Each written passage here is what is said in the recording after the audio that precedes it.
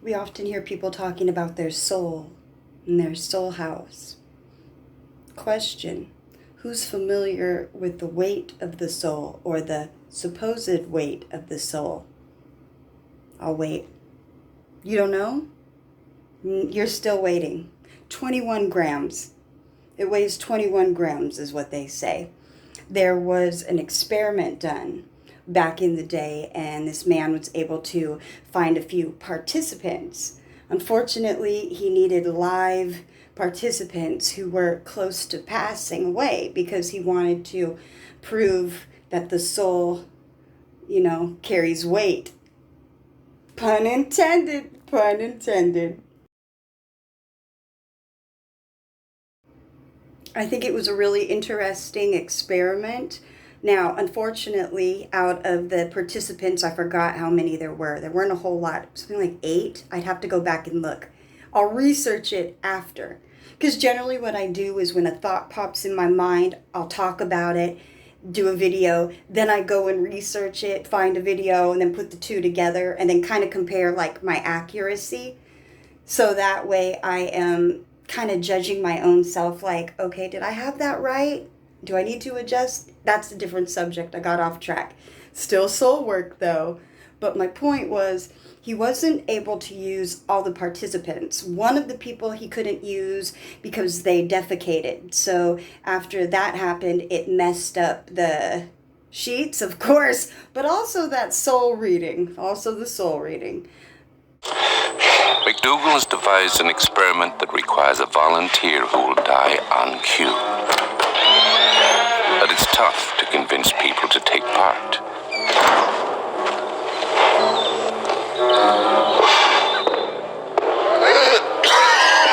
And his problems don't end once he's got past the front door. The director says you can have 2 minutes. 2 minutes. 1 minute, 57 seconds. My name is Dr. Duncan McDougall. And may I ask you, do you believe that our Lord made us in his image? Or are we, as many now say, just some kind of monkey? The theory of evolution has got everyone spooked. The idea that we're all just hairless monkeys isn't going down well. McDougall plans to close this gap between religion and science. In the 1900s, evolution was a very controversial idea in the United States because it removed man from the center of creation. McDougall set out to put man back. What McDougall is thinking is, okay, is there a way to demonstrate that we are fundamentally different from these other animals? And one of the things that religion would say differentiates us is the existence of a soul. I wish to prove scientifically that God gave us a soul. But I think it's a good reminder that we are not our physical flesh. This is what we have right now, but we are soul beings having human experiences. We're currently living in a 3D world. I believe before we got here, we pretty much knew everything. That was, we knew our contracts of when we came to Earth. But when we come to Earth, we forget because we have to learn. Hey, my husband would like to help you. Thank you, ma'am. Thank you so much. He has his first subject, patient 1.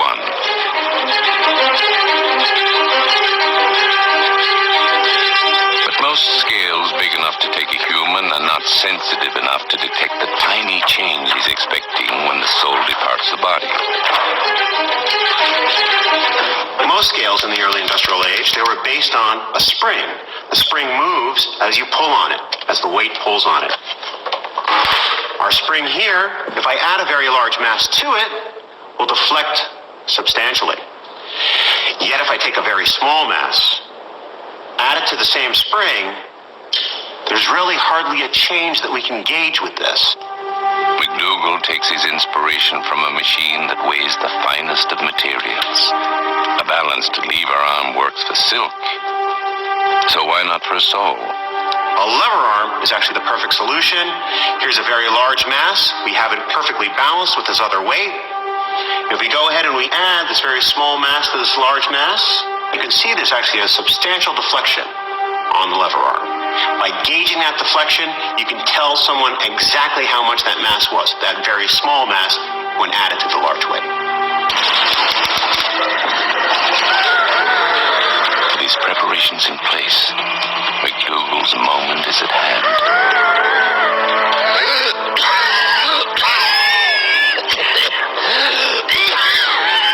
The man labeled Patient 1 is close to the end.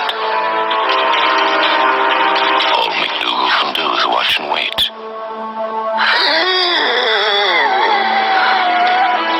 And wait. If the lever arm and the scale drops when the patient dies, he will know weight has been lost. But it may not be that simple to decide when the patient is dead. The major problem that McDougall was faced with in his experiments was describing when the point of death occurs. When is the threshold between life and death reached? So is it a pulse? Is it a heartbeat? Is it neural activity? These were all things that McDougall had to decide before he could determine what death was. I believe we incarnate in bodies from our soul house to learn life lessons, kind of like them 360 lessons. Real time, walking them out. Really walking them out. So when we come to Earth, we learn how to do many things. You learn how to deal with your emotions. You learn how to work as a team. You learn how to overcome obstacles. You learn knowledge of self. By weighing the body of a man as he dies, Dr. Duncan McDougall is attempting to prove what all good Christians know, that we humans have souls.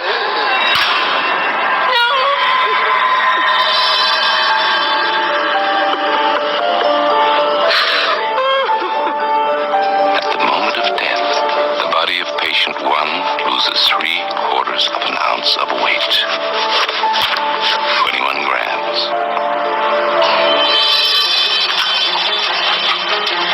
But McDougall needs more lives in the balance. A single result could always be dismissed as experimental error.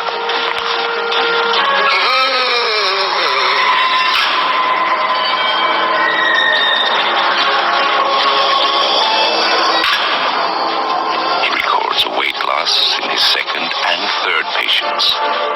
With his fourth patient, things don't go so well.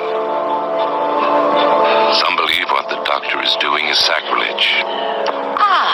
Doctor. I trust you won't be much longer.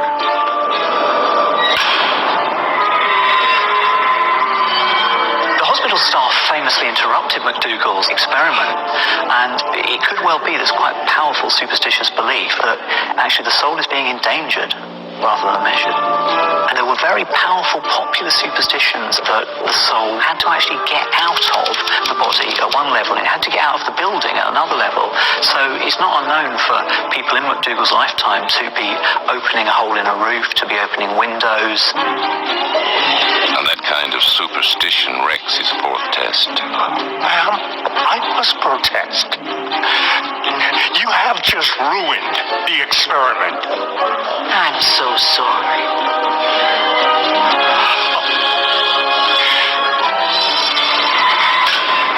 The next step records a loss in weight of 3/8 of an ounce.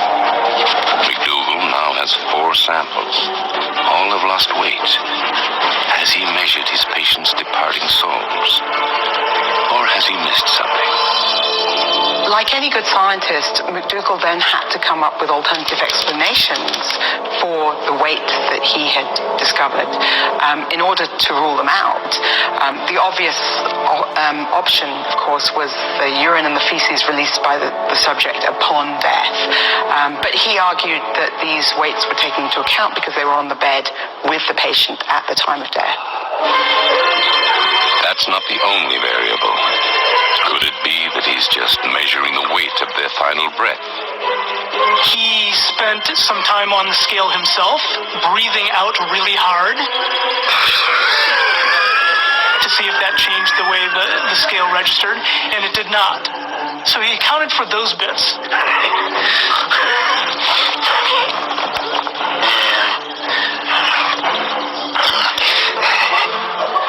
But McDougal's death watches don't sit well with the medical staff.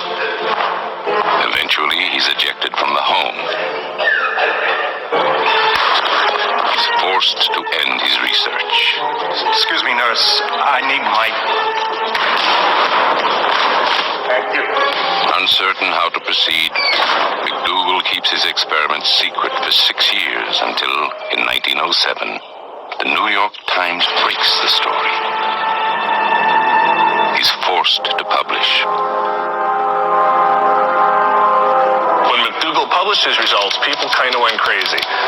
A lot of people questioned his methodologies, but they couldn't really offer any alternatives to account for the 21 grams that were missing. The Cullis consumptive home had been a lucky break for McDougal. No one else will give him a chance to continue his work.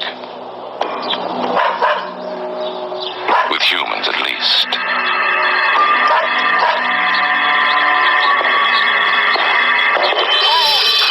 McDougal moves on to a new area of research, aiming to prove that not only do we have a soul, but that it is a gift given only to humans. And his results are exactly as he might have expected. He finds that when dogs die in his scales, he records no weight loss. McDougal, I think, found what he wanted and what a lot of Christians would have wanted out of these dog experiments, but when they died, there was no perceptible weight loss, so no souls in animals. His results perfectly match the fundamental Christian belief that humans have souls, but animals don't. But is the underlying assumption behind his work flawed? Embedded in McDougal's argument and in his experiment is the notion that the soul actually has a weight in the first place. Now, that's an assumption that he makes, which he then confirms with some experiments he does, but there's a really big logical flaw living at the bottom of what he was trying to do. We know of many things that exist but don't actually have mass, photons being the prime example.